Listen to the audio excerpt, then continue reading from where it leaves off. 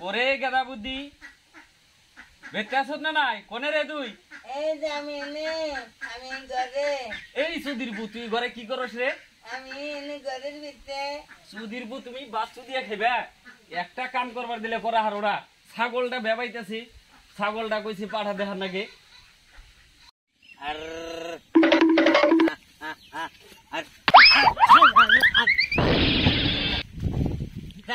টানান তো টাঙ্গানি দুঃখ পাইলাম পিঠে গেরা